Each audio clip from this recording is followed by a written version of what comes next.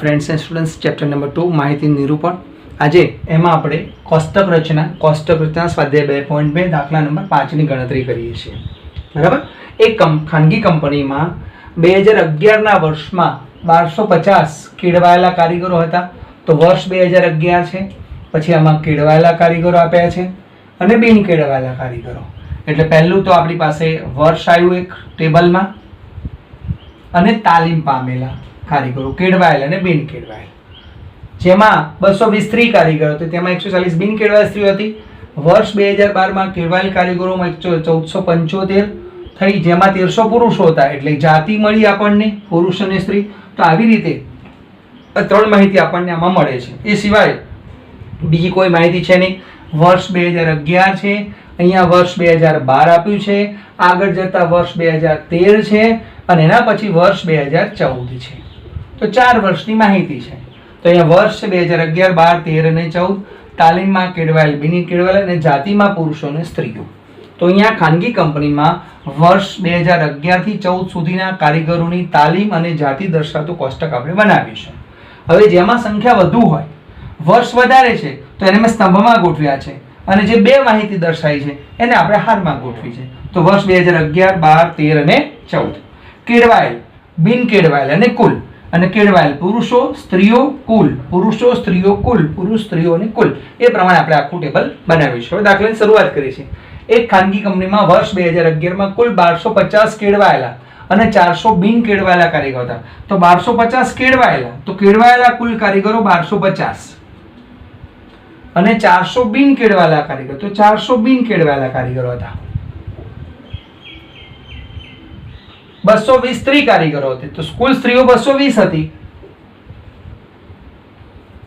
તેમાંથી 140 બિન કેળવાયેલ સ્ત્રીઓ હતી, તો બિન કેળવાયેલ સ્ત્રીઓ 140 હતી। ચલો, આ પ્રમાણે પ્રથમ વર્ષ આપણું પૂરું થાય છે। જો પ્રથમ વર્ષમાં ખૂટતી માહિતી જોઈતી હોય તો આપણે મેળવી લઈએ પહેલા। તો જો 140, 400, 400 માંથી 140 જાય એટલે રહેશે 260। હવે અહીંયા જુઓ તો કઈ અહીંયા કુલ આપ્યા છે, અહીંયા કુલ આપ્યા છે, એના પરથી કુલ મળી જશે। તો 1250 વત્તા 400 એટલે 1650। તો 1650 માંથી 220 માઈનસ કરો એટલે આવશે 1430। ચલો, હવે અહીંયા બે માહિતી ખૂટે છે। તો કુલ સ્ત્રીઓ 220, એમાંથી 400 140 માઈનસ કરો એટલે મળી જશે અહીંયા 220 માંથી 140 એટલે 14 ને 8 22, 80 વધે। ચલો, હવે અહીંયા પુરુષો ખૂટે છે, તો કુલ આપેલા છે 1250 માંથી 80 બાદ કરો એટલે 1170 પુરુષો। આ રીતે એક વર્ષની સંખ્યા પૂરી થઈ ગઈ। આમાં બીજા વર્ષ સાથે કોઈ કનેક્શન હોતું નથી, એટલે આવા દાખલામાં તમે એક વર્ષની સંખ્યા પૂરી કરી પછી બીજા વર્ષથી આપણે વાંચવાનું શરૂ કરીએ। તો વર્ષ 2012 માં ફરીથી વર્ષ 2012 માં કેળવાયેલા કારીગરોની સંખ્યા 1475 થઈ। તો વર્ષ 2012 માં કેળવાયેલા કારીગરોની સંખ્યા 1475 થઈ, જેમાં 1300 પુરુષો હતા। તો જેમાં 1300 પુરુષો હતા। 250 બિન કેળવાયેલા કારીગરોમાં, તો બિન કેળવાયેલા કારીગરો 250, જેમાં 200 પુરુષો હતા। તો જેમાં 200 પુરુષો હતા। ચલો, હવે વર્ષ 2013 આવ્યું, એ પહેલા ખૂટતી માહિતી જોઈ લઈએ। તો કે 1475 ને 1300 માઈનસ એટલે 175 આવે। અહીંયા 200 ને એટલે 250 એટલે 50 ખૂટે, 250 માંથી 200 જશે એટલે 50 મળશે તમને। કુલ આપ્યો એટલે બાદબાકી થાય ને કુલ શોધવું એટલે સરવાળો થાય। હવે અહીંયા નથી કોઈ માહિતી, તો પુરુષો વત્તા પુરુષો બરાબર કુલ પુરુષો, તો 1300 વત્તા 200 બરાબર 1500। ધ્યાનથી સાંભળજો ને સમજજો। 175 વત્તા 50, 175 વત્તા 50 એટલે 225 થશે। ચલો, હવે બેનો સરવાળો થઈ ગયા તોય ચાલે, 1725। તો આ રીતે આપણને બીજા વર્ષની માહિતી પણ મળી જશે।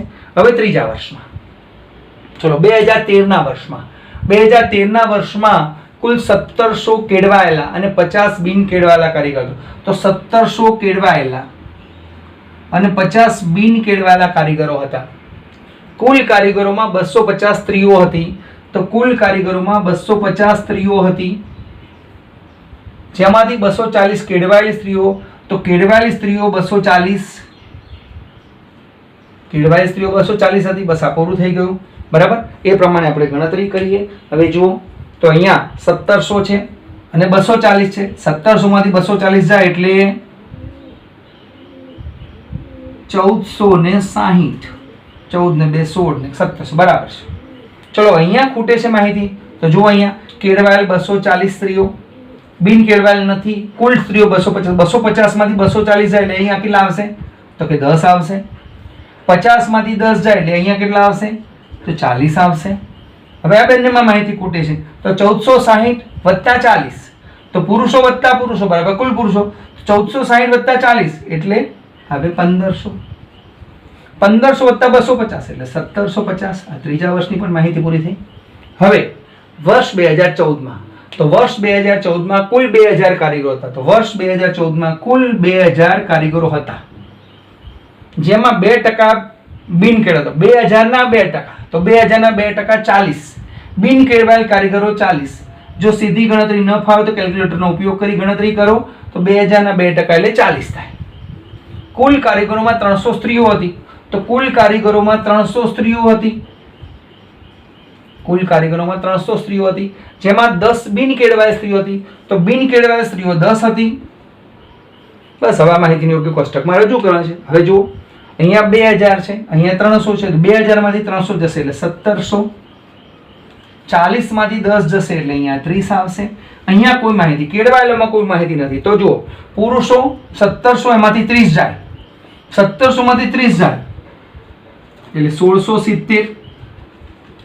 300 માંથી 10 જાય 290.